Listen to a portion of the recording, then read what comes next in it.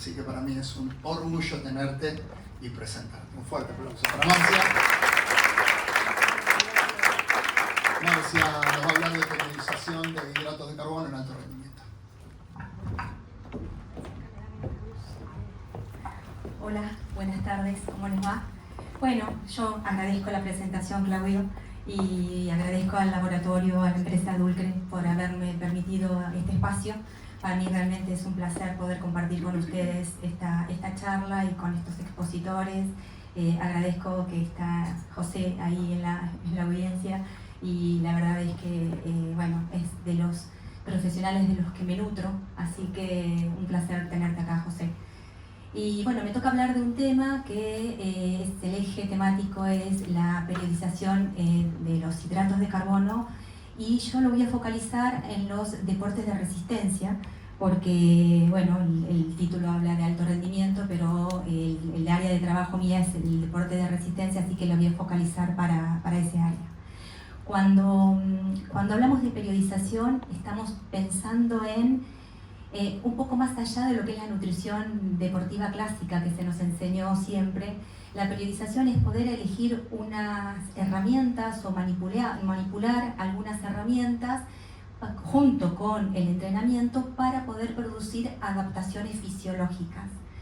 Nos estamos saliendo los nutricionistas de ese rol únicamente de proveer nutrientes y estamos entrando en un área más analítica, analíticos del rendimiento, analítico de la fisiología, ¿sí? Desde el momento que ese alimento entra a ese deportista y transcurre en todos los procesos hasta que llega a la mitocondria y se convierte en energía, nosotros tenemos la capacidad de poder intervenir y de poder mejorar y de poder hacer un cambio, una adaptación en cada uno de esos procesos, ¿sí? Procesos que impactan sobre la mitocondria, la organela de la salud, la organela del rendimiento deportivo, pero procedimientos que también impactan en todas las células, las digestivas, las absortivas, las de transporte adentro de la fibra muscular. Bueno, es rol nuestro hacer esas adaptaciones. Entonces, bueno, mi desafío hoy es poder contarles algo de esto, ¿sí? Empiezo definiendo, a ver cómo era esto, me parece que tengo que estar del otro lado, más cerquita, ¿no? A ver. No, Luchito, no estaría funcionando. Ahí está. Ahí está, sí, estaría funcionando, ya me estaba dejando. Bueno, ¿qué entendemos por deportes de resistencia? Deportes de resistencia, en general, son los que tienen competencias que duran más de 30 minutos, que en general el punto de corte está a las 4 horas, por encima de las 4 horas ya estaríamos hablando de la ultra resistencia, y con una gran capacidad oxidativa. La capacidad oxidativa es esa transformación de esos nutrientes adentro de la mitocondria, ¿sí? Con un componente que es el oxígeno. Todas esas variables son necesarias para tener rendimiento deportivo. ¿Qué se combustiona? Se combustiona hidratos de carbono, se combustiona grasa, se combustiona lactato, y esa ATP, esa transformación de esa energía química, es utilizada para una energía mecánica, para el movimiento. Estos deportes se caracterizan por una necesidad de economía de movimiento, por la necesidad de ser eficientes con esa energía, y vamos a nombrar muchas veces el tema de eficiencia, y se caracteriza por tener un gran volumen de entrenamiento. Yo no sé si se llega a ver ahí porque está muy suavecito, pero son deportistas que tal vez un ciclista puede llegar a tener 18, 20, 25 horas semanales de entrenamiento, un triatleta con dobles sesiones, hasta triples sesiones de entrenamiento, tal vez llega a 20, 30 horas semanales, y bueno, y los runners, tal vez estamos hablando de 100 kilómetros, 130 kilómetros por semana, ¿no? Imagínense la necesidad de energía que tienen estos deportistas y lo necesario que esté aceitado todo el proceso de conversión de energía, llamémoslo así, ¿no? Voy para atrás, vamos para adelante. Bien, definamos periodización, ¿sí? Para que todos vayamos pensando de lo mismo. ¿Qué es periodización? Es 3 áreas que se cruzan. Poder elegir la herramienta nutricional que vamos a utilizar, guiados por el entrenamiento de ese día o de ese deportista, apuntando a las mejoras en la fisiología. Y estas 3 áreas juntas, estos 3 protagonistas que se benefician, terminan optimizando el rendimiento a largo plazo. Eso es periodizar. Si, no lo estoy pegando con él. Si tendríamos que ir con un parangón de una partitura, yo les diría que el entrenamiento es la partitura. ¿Sí? El entrenador lo que hace es planifica ese entrenamiento, el volumen, las cargas, los diferentes días de entrenamiento, y la periodización nutricional es el acompañamiento de esta partitura. Entonces, si la música del entrenamiento va por un lado y los nutricionistas o la planificación nutricional va por otro lado, no hay música, es ruido. ¿Sí? Entonces la idea es acoplarnos y ser planificadores junto a los entrenadores para tener resultados en lo que es rendimiento deportivo. Parece que estoy jugando. La primera vez que se incorpora el concepto de periodización en los papers o en las diferentes posturas, que son las que uno se nutre, fue en el año 2016 por la nutrición, el Colegio Americano de Medicina del Deporte incorpora por primera vez el término de periodización. Pero el mes pasado, la UCI, la Unión de Ciclismo Internacional, brindó a la comunidad científica su postura respecto a la periodización en ciclismo, que es extrapolable a todos los deportes de resistencia. Entonces ustedes van a ir viendo que mucha de la bibliografía está focalizada en este paper, ¿no? ¿Qué es periodizar? Es el uso estratégico de las herramientas nutricionales adaptadas a una sesión de entrenamiento o a un periodo de entrenamiento para lograr un aumento en el rendimiento deportivo a largo plazo. Eso es la definición de la UCI de lo que es periodizar. ¿Qué hacemos? ¿Cuál es el objetivo? Favorecemos adaptaciones, sostenemos la carga del entrenamiento, mejoramos la composición corporal en las diferentes etapas de los ciclos deportivos, optimizamos el rendimiento de competición, ¿sí? Adaptación, recuperación, composición, rendimiento. ¿Sí? Eso es el objetivo de lo que es la periodización. Para adelante, ahí va. ¿Qué se puede periodizar? Se puede periodizar absolutamente todo. Podemos periodizar las proteínas cuando estamos buscando tal vez un resultado, un aumento de la masa muscular. Podemos periodizar tal vez estrategias para mejorar la tolerancia gastrointestinal. Podemos periodizar la suplementación, ¿sí? Nosotros hoy únicamente vamos a hablar de la periodización de los hidratos de carbono. Y dentro de la periodización de los hidratos de carbono también tenemos diferentes formas de periodizarlos. Esto implica que tal vez en algún momento ese deportista va a necesitar un aumento de ese hidrato de carbono previo al entrenamiento intenso, y tal vez en otro momento es necesaria una disminución de la cantidad de hidratos de carbono, una disminución del glucógeno muscular, buscando otras adaptaciones. Esto es, no siempre cuando uno habla de hidratos de carbono está hablando de hidratos de carbono altos todo el tiempo, ¿no? Sino periodizados, ¿sí? Entonces, ya nos vamos focalizando, ya estamos entendiendo lo que es periodización, vamos hablando de lo que es la periodización de los hidratos de carbono, y esta periodización de hidratos de carbono la podríamos llegar a dividir en dos capítulos, ¿sí? Una periodización a corto plazo y una periodización a largo plazo, pero simplemente empecemos a meternos en el tema de lo que son los hidratos de carbono. Y para esto, para meternos en los hidratos de carbono, hablando específicamente en deportes de resistencia, le quiero contar un poco la historia de los puntos de quiebre que tuvo, a mi entender, el concepto, la utilidad del hidrato de carbono en el deporte. Y el primer punto de corte lo hace en el año 1920 esta investigación que fue hecha por Krog y Linhart, una investigación que fue hecha en ciclistas que utilizaron calorimetría indirecta, y lo que comprobaron, lo que corroboraron, lo que nos transmitieron en ese momento totalmente viable es que el hidrato de carbono es el nutriente de mayor eficiencia por litro de oxígeno. ¿Qué significa esto? Es que para un mismo litro de oxígeno, el hidrato de carbono nos va a dar mucho más energía, mucho más ATP respecto a las grasas, ¿sí? Mayor eficiencia por litro de oxígeno. Segundo punto de corte lo hace Bergstrom y Hutman en el año 1967, donde ya se empezaba a utilizar la biopsia muscular como herramienta para ver qué estaba pasando adentro de ese músculo, y lo que corroboran con esta investigación también realizada en ciclistas es que el hidrato de carbono disminuye frente a la intensidad. Este es un dato muy interesante porque vamos uniendo los dos. El primer concepto es el hidrato de carbono es más eficiente por litro de oxígeno, a mayor intensidad, mayor utilización del hidrato de carbono. Y también lo que descubren estos investigadores es que la dieta alta en hidratos de carbono aumenta las reservas de glucógeno muscular, ¿sí? A partir de ahí empieza el boom de la suplementación, empieza el boom de este manipuleo como la sobrecarga de hidratos de carbono y la sobrecarga de glucógeno. Tercer punto de corte, o tercer punto de quiebre de la historia de los hidratos de carbono en la nutrición deportiva, es el que estamos viviendo en la actualidad y que comenzó hace 2 décadas atrás, específicamente en el año 2004, por ahí, y es cuando se empieza a utilizar la fisiología molecular para poder entender no solamente qué está pasando dentro del músculo. La fisiología molecular lo que nos permite es saber cómo se comunica una organela con otra organela, saber cómo se comunica un órgano con otro órgano. Nos permite saber fisiológicamente cuál es el impacto del entrenamiento, cuál es el impacto del hidrato de carbono en vías moleculares. No todo esto va a tener una aplicación práctica, pero que ocurre, ocurre.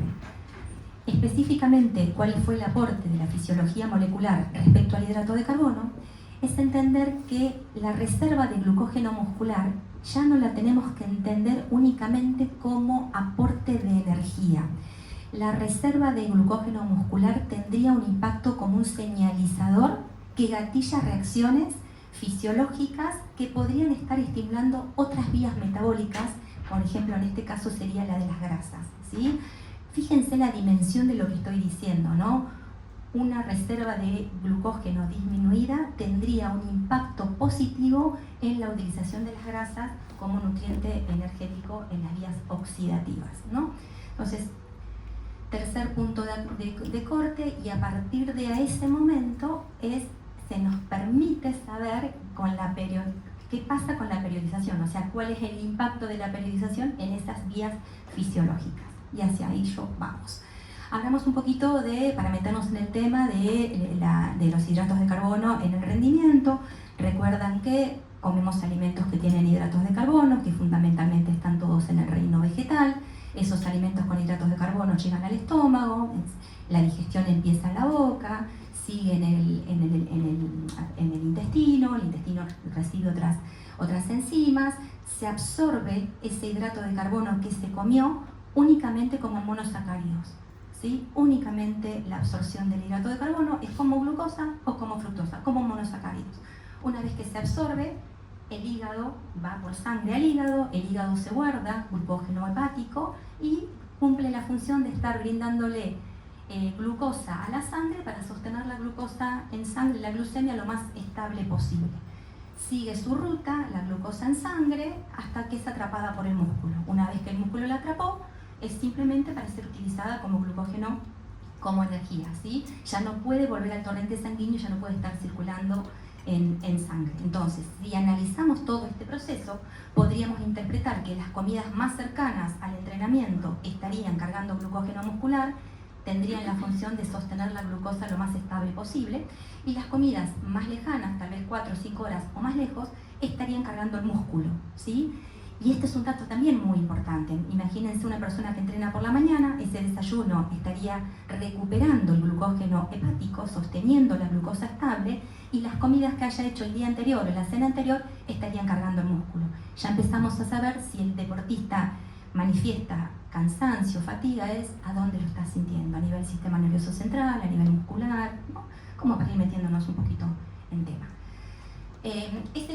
Esa glucosa que entró adentro del músculo, una vez que está dentro del músculo, no se acumula en un solo lugar, ¿sí? El glucógeno muscular, intramuscular, tiene varios lugares donde ser almacenado.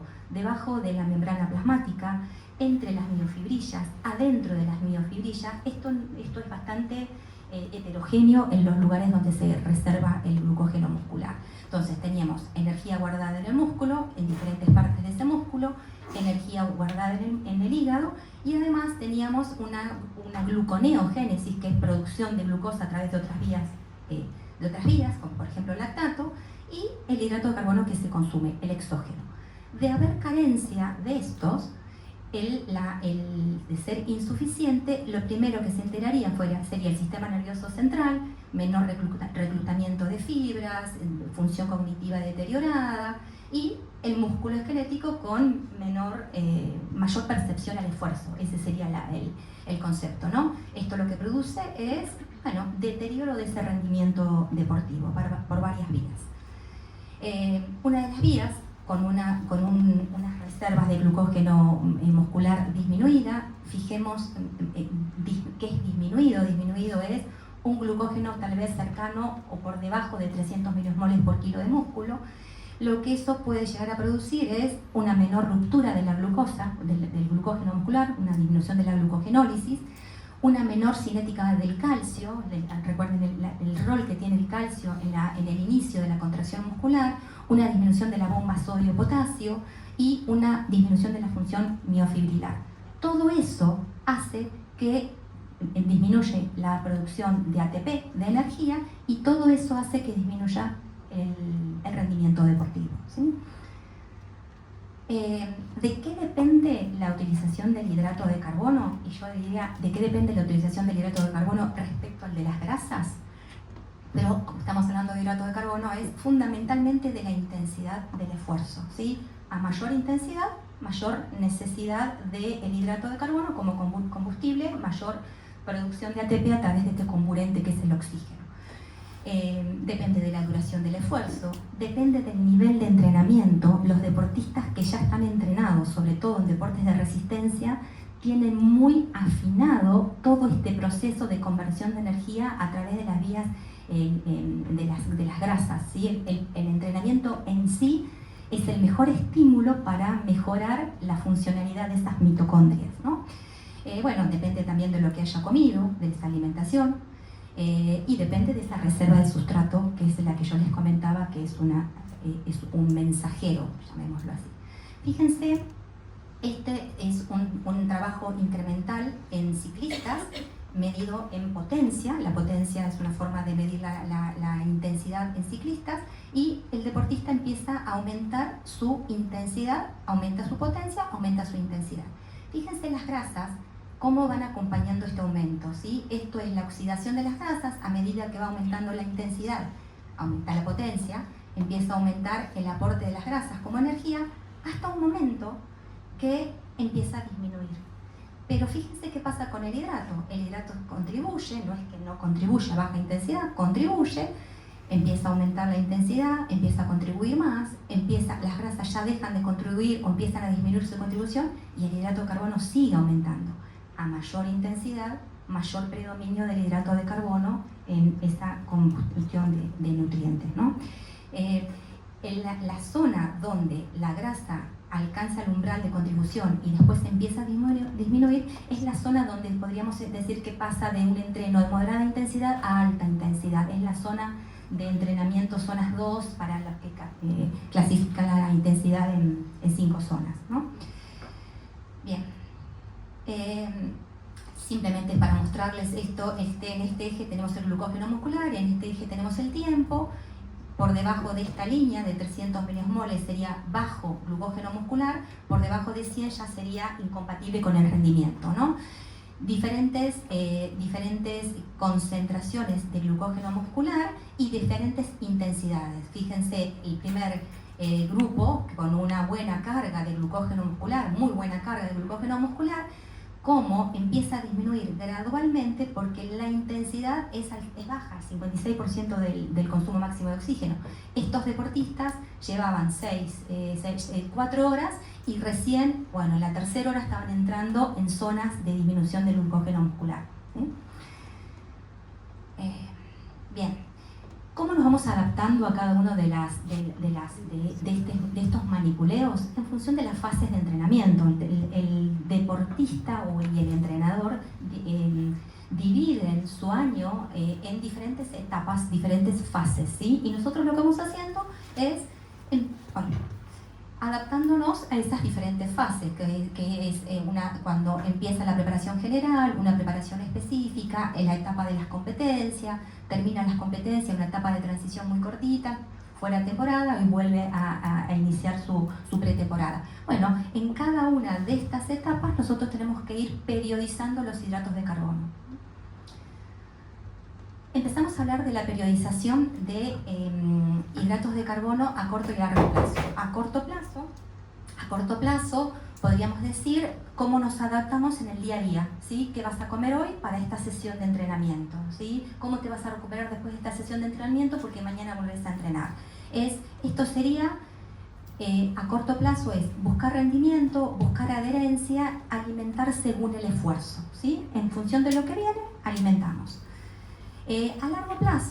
A largo plazo, tal vez esto se planifica a lo largo del año, es buscar manipular tal vez la composición corporal, tal vez buscar adaptaciones como por ejemplo esto de favorecer la oxidación de las grasas. Lo podemos estar buscando o logrando, pero son estrategias que se van a ver más a largo plazo. Periodización la periodización a largo plazo con hidratos de carbono bajos, o sea, la periodización que busca adaptaciones para mejorar la oxidación de las grasas con estrategias bajas en hidratos de carbono, son las siguientes. Primero les quiero decir algo, que también se podría utilizar la estrategia baja en hidratos de carbono para buscar una disminución del tejido adiposo. Pero la magnitud de estas estrategias es muy baja, o sea, no realmente el impacto sobre el tejido adiposo, si lo que están buscando realmente es una disminución, es muy mínimo y el riesgo de alterar el rendimiento deportivo es muy alto, ¿sí? No sería una de las estrategias que elegiría, ¿no? Vamos con el objetivo, que sería optimizar la utilización de las grasas como energía. Estas son las diferentes formas de trabajar con estrategias bajas en hidratos de carbono, y yo lo que hice es, abajo les puse los autores, los que fueron las primeras investigaciones que fueron surgiendo con estas diferentes estrategias. Entrenar 2 veces al día, dormir bajos y entrenar bajos, no agregar hidratos de carbono en la recuperación, y los nombres que ustedes ven abajo son algunos de los autores que han investigado estas estrategias. ¿En qué consiste la estrategia? Bueno, el objetivo ya sabemos que es estimular procesos fisiológicos que terminen favoreciendo la utilización de las grasas adentro de la mitocondria. ¿De qué manera? Bueno, una de las estrategias sería entrenar en ayuno, y entrenar en ayuno merece una aclaración, ¿sí? Entrenar en ayuno no siempre es entrenar bajo en hidratos de carbono, bajo en glucógeno muscular.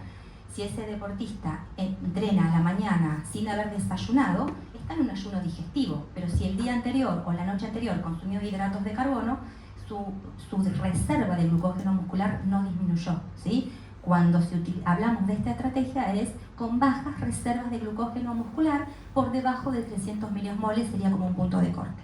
Otra estrategia sería hacer 2 entrenos al día, un entreno para deplecionar, no se le suministra hidratos de carbono, y un segundo entreno menor intensidad como para buscar adaptaciones fisiológicas que favorezcan la utilización de las grasas. Otra de las estrategias es parecida a esta, pero es entrenar a la tardecita noche, no consumir hidratos de carbono en la cena, dormir, volver a entrenar al otro día a la mañana sin haber consumido hidratos de carbono ni estar consumiendo hidratos de carbono en el intra, ¿sí? Y la última estrategia es no después de un ejercicio, de un entreno muy intenso en que haya disminuido las reservas de glucógeno, no recuperar, no brindar hidratos de carbono en la recuperación, porque se sabe que esas adaptaciones persisten en el tiempo post-esfuerzo, ¿sí? Estas son las diferentes estrategias. Lo que están buscando es el aumento de la biogénesis mitocondrial, que implicaría un impacto positivo en la mayor utilización de las grasas, ¿no?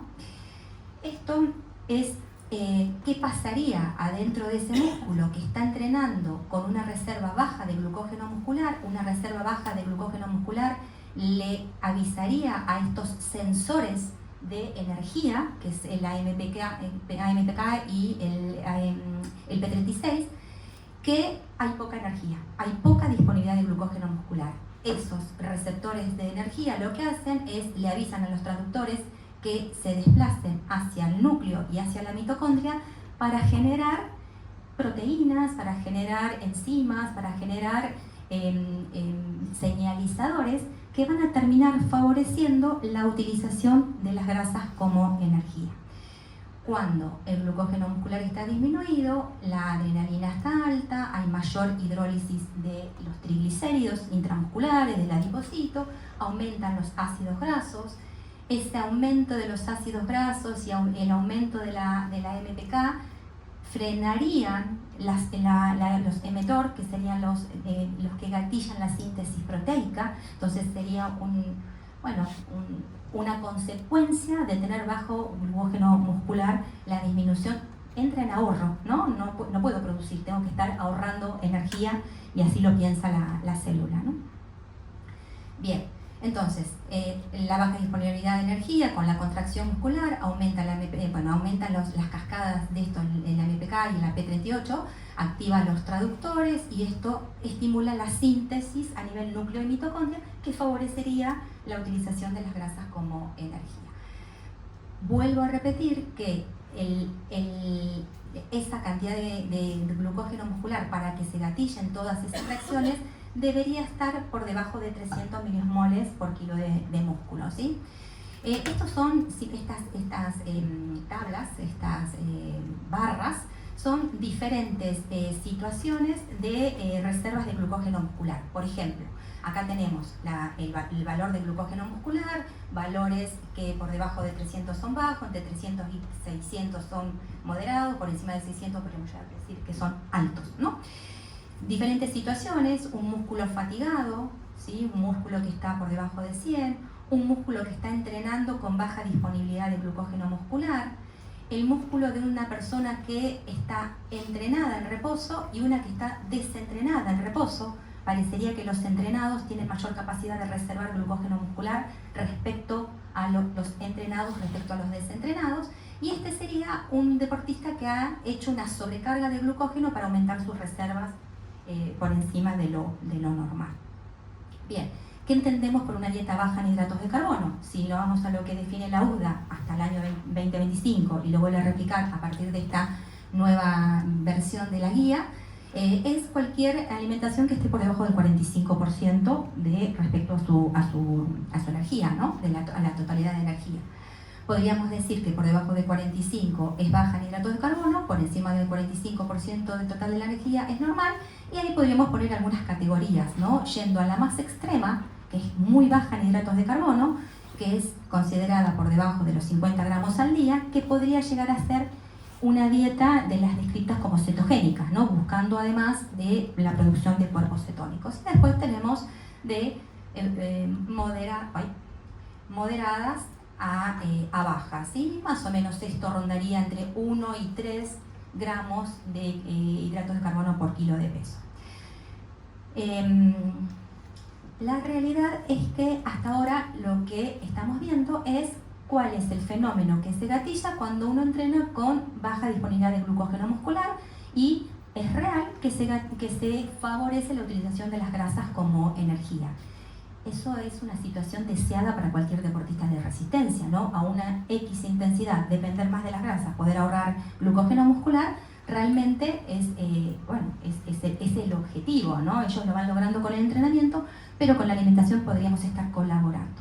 Ahora, la pregunta es, ¿esto mejoraría el rendimiento deportivo? O sea, favorecer la utilización de las grasas a nivel rendimiento deportivo, cuando esa persona está compitiendo, ¿mejoraría el rendimiento deportivo?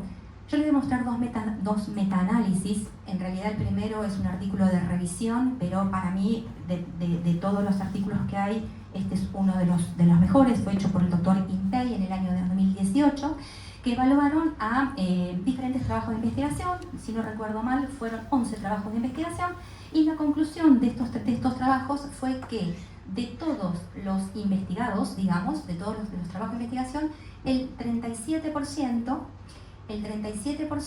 tuvo algún efecto positivo sobre el rendimiento deportivo, pero el 67% de los trabajos no tuvo un impacto sobre el rendimiento deportivo. Y cuando se evaluó cuál era la la población que había tenido un impacto positivo era la población de deportistas con menor nivel de rendimiento. Los deportistas con mayor nivel de rendimiento no se benefician, y los mismos autores dicen tal vez porque sus mitocondrias ya están suficientemente trabajadas con el propio entrenamiento, tal vez porque el hecho de entrenar con baja disponibilidad de hidratos de carbono no les permite llegar a el nivel de exigencia que requiere, entonces terminan bajando la capacidad de rendimiento en cada uno de sus entrenos, no pudiendo capitalizar todo en la competencia, ¿no? Todo lo que el entreno le podría llegar a estar dando. Segundo trabajo de metaanálisis, este fue hecho por el doctor Geg y Novi. Este es un trabajo que también evaluaron 409 trabajos de investigación, de los cuales solamente 9 tuvo una metodología de investigación adecuada, y las conclusiones son las mismas. Las conclusiones es que no mejoraría el rendimiento deportivo, y que el impacto de utilizar estas estrategias, el impacto positivo o negativo, es muy relativo a la necesidad de energía. Los deportistas de alto rendimiento, los deportistas que tienen muchas horas entrenando, tienen una necesidad energética muy alta, y bueno, me parecería que son los que menos se benefician con estas estrategias bajas en hidratos de carbono. Dentro de la investigación de los autores anteriores, hubieron 2 trabajos de investigación dentro de esos 9 que fueron hechos por la doctora Burke, la australiana, la doctora Burke, y la doctora, fueron hechos esos 2 trabajos con marchistas y en campo, en terreno. Fueron seguidos durante 3 semanas con diferentes intervenciones: baja en hidratos de carbono, normal en hidratos de carbono, periodizada en hidratos de carbono, o baja en hidratos de carbono y rica en grasa. Y bueno, las conclusiones de este segundo trabajo de la doctora es esto: las dietas bajas en hidratos de carbono, cetogénicas, disminuyeron el rendimiento deportivo de estos marchistas, ¿sí?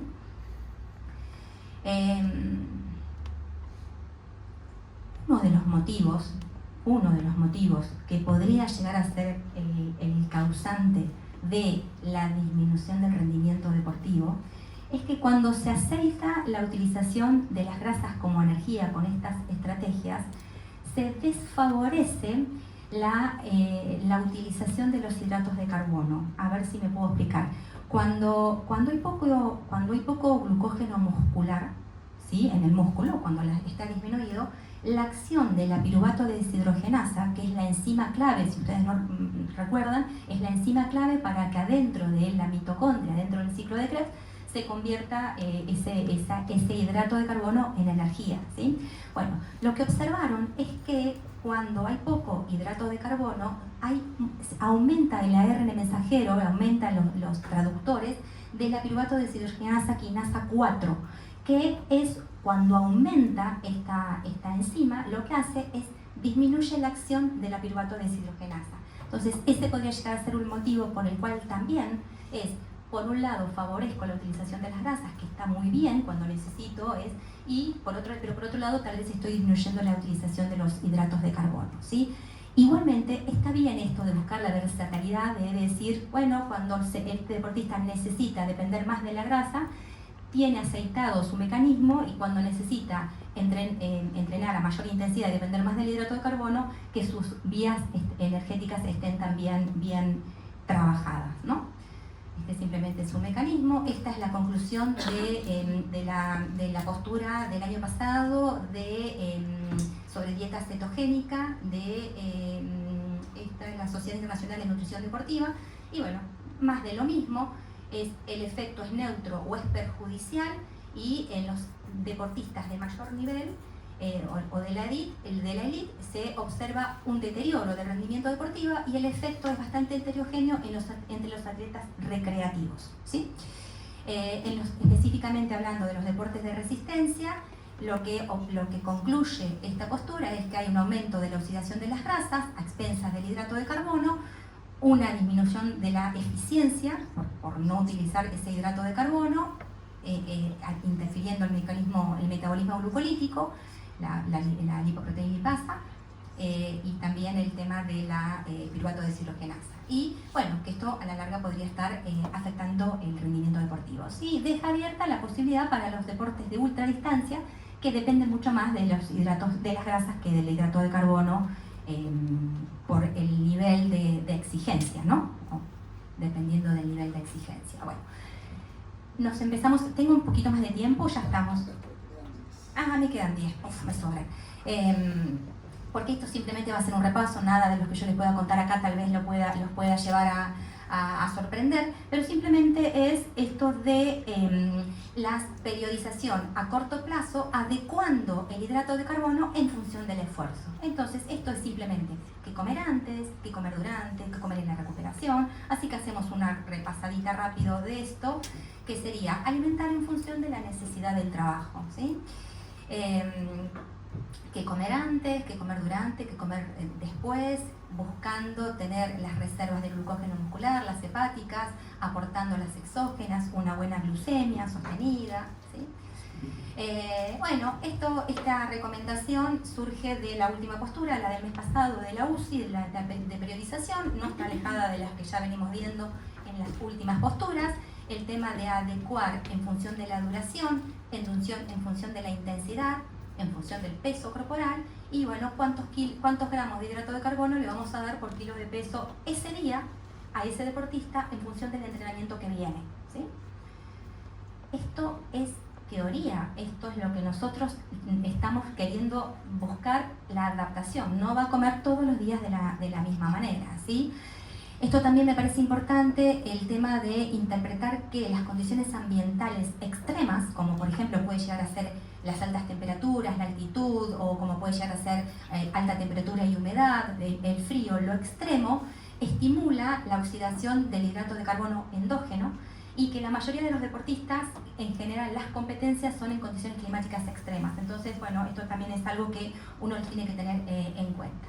Acá un resumen muy gráfico de un mismo deportista, diferentes entrenamientos, una rodada suave, un intervalo de intensidad más intenso, y después un fondo, una tirada larga de 4 horas. Y bueno, fíjense que la cantidad de hidratos de carbono, lo que tenemos que ir haciendo es adaptándonos a esa necesidad, ¿no? Esta es la periodización que mostró es un ejemplo de periodización de 4 días que presentó la UCI. Simplemente se las describo. Fíjense cómo va fluctuando el glucógeno muscular por las diferentes áreas, baja, moderada, alta, en función de los entrenos y en función de lo que va comiendo intra, ¿no? Este deportista en el día, ese mismo deportista, consumía entre 13 y 16 gramos de hidrato de carbono por kilo de peso, larga con una masa de glucógeno muscular muy alta, tiene un entreno muy largo y muy intenso de 5 horas, fíjense cómo baja su reserva de glucógeno muscular, y la estrategia que estos autores se propusieron es que, como el segundo entreno al día siguiente era de baja intensidad, el objetivo era no recuperar el glucógeno muscular para poder entrar en zonas más oxidativas dependientes de las grasas. Y así van jugando con los diferentes días, los diferentes aportes de hidratos de carbono. Esto es más modesto, es lo mío, simplemente para mostrárselo. Esta es una periodización de una deportista de ultradistancia que estábamos en una etapa de transición y estábamos buscando un descenso de peso. Hace ultradistancias de 24 o 36 horas y nada, simplemente es lo mismo. Si entrena por la tarde, el hidrato de carbono va en el almuerzo, va reforzada esta merienda. Como a la noche no entrena, como a la mañana del día siguiente no entrena, esa cena no tendría hidratos de carbono. Y así vamos jugando. Fíjense, las cantidades son diferentes cuando entrena hora y media que cuando entrena tal vez al día siguiente 3 horas. Y todo esto viene acompañado con 8 cucharadas soperas de arroz, 12, 13 cucharadas, o sea, con la cantidad de cucharadas y de gramos de hidrato de carbono. Todo esto está sumamente aceitado con educación alimentaria con cada uno de los deportistas. Otra forma de mostrar el plato, que es lo mismo, entrenamientos moderados, entrenamientos intensos, ¿sí? Y Un comentario respecto a la suplementación, este manipuleo alimentario, que es la sobrecarga de glucógeno muscular. Esta sobrecarga de glucógeno muscular a lo largo del tiempo se ha ido ayornando muchísimo, y lo que se sabe actualmente es que con 36 o 48 horas ese músculo logra supercompensar y lograr a los valores máximos que estábamos buscando, ¿sí? ¿Consumiendo cuánto? Consumiendo entre 10 y 12 gramos de hidrato de carbono por kilo de peso.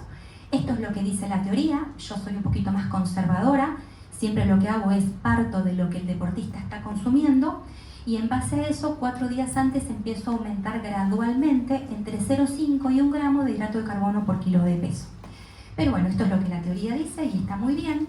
La recomendación de hidratos de carbono en el intra empieza a partir de los 75 minutos. Hasta los 75 minutos no hay beneficios con el agregado, no hay beneficio metabólico con el agregado del hidrato de carbono. Sí, tal vez con estos enjuagues vocales que mencionaba Pancho en la charla anterior, porque se sabe que hay un beneficio y hay un impacto positivo a nivel del sistema nervioso central, no a nivel metabólico. A partir de los 75 minutos y hasta las 2 horas y media, el rango de recomendación de gramos de hidrato de carbono por hora va entre 30 hasta 60 gramos de hidratos de carbono por hora, ¿sí? Ese es el rango. Uno parte de lo que está consumiendo y lo va aumentando gradualmente en función de lo que necesite. Si vas a entrenar 2 horas vas a comer tanto, si vas a entrenar 1 y media vas a comer menos, en base a lo que tolero, ¿no? Que eso es lo que hay que ir trabajando. Por encima de las 2 horas y media, la recomendación actual es de 90 gramos de hidrato de carbono por hora, a pesar de que hay papers que ya están hablando de dosis más altas, de 120 gramos. Yo lo que les diría es: seamos cautos con estas recomendaciones, porque las intolerancias gastrointestinales de brindar 120 gramos de hidrato de carbono por hora son altísimas, y no todo deportista es elite, no todo deportista. Estamos hablando tal vez que 120 gramos, yo escuchaba el otro día que uno de los deportistas del Tour de Francia había consumido 180 gramos de hidratos de carbono por hora, pero no todos tenemos la suerte de estar trabajando con esta población. Entonces tenemos que adaptarnos al contexto de nuestro deportista, ¿sí? Esto es teoría, nosotros lo que hacemos, la periodizamos y la adaptamos.